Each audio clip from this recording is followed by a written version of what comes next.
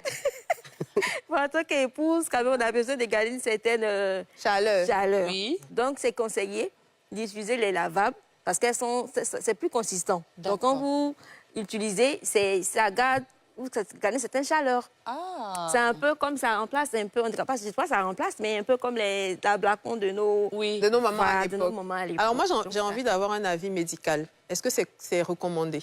Oui, c'est recommandé, mais il faut respecter les règles d'hygiène. Bien sûr. C'est quoi les règles d'hygiène en rapport avec les... Au fait, les serviettes lavables, il faut les laver.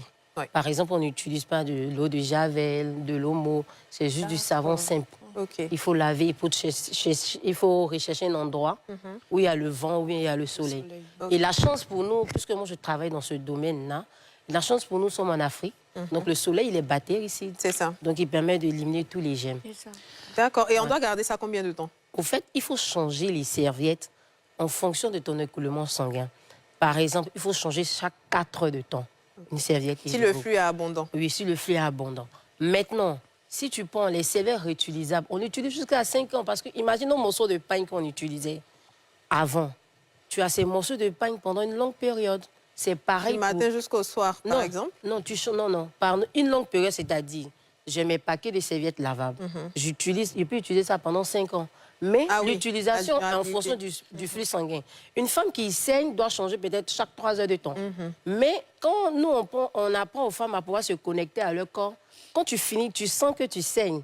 Et après ce saignement, il faut changer de serviette. Parce qu'après, ça va dégager l'odeur. Ce n'est pas forcément que ça soit jetable ou que ça soit lavable. Okay. Parce oui, c'est vrai, parce qu'à des moments, tu sens que tu sens que tu entends de couler. Donc, il faut changer chaque 4 heures de temps.